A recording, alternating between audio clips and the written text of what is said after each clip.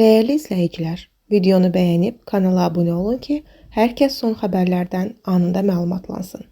Amerikada yaşayan jurnalist Qənirə Ataşovanın oğlu Ceyhunun avtomobil qəzası keçirib. Xəbər verilir ki, bu barədə jurnalist sosial şəbəkədə məlumat yayıb. O, bu qəza zamanı övladının ciddi xəsarət almadığını bildirib. Amerikaya tez qayıtmağının səbəbi Ceyhunun məziyyətinə tez çatmağım idi. Enişə az qalma Ceyhundan zəng aldım. Ana, olanlara görə üzr istəyirəm. Mən Niko ilə birlikdə ağır qəza keçirdim. 17 iyun mənim üçün həm qorxu, həm də şükür günü oldu. Ceyhun dostu Niko ilə 15 iyun gecəsi Virginiyada ağır avtomobil qəzası keçirib. Onlar West Virginiyada digər dostlarının göl evində Austin atasının dəvəti ilə toplanmışdılar. Qəza baş versə də mən Azərbaycanda olduğum üçün dərhal narahat etməyiblər.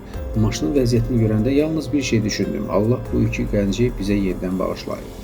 Polisin araşdırmaları göstərdi ki, nə alkogol, nə də başqa bir problem olmayıb. Ceyhun yola çıxan maralı vurmamaq üçün sükanı kənara çevirərkən təkər yağışlarının yığdığı çökəkliyə düşüb. Maşın bir neçə dəfə aşıb və qəza baş verib. Yəni səhər 9:11-ə zəng ediblər. Niko və Austin'in valideynləri xəstəxanaya gəliblər. Niko yüngül xəsarət alıb. Ceyhun da ciddi problem olmadan vəziyyətini nəzarətdə saxlanılıb. Bu maşını Ceyhuna 18 yaş hədiyyəsi etmişdim və tam yararsız vəziyyətə düşüb. Şükür, min şükür.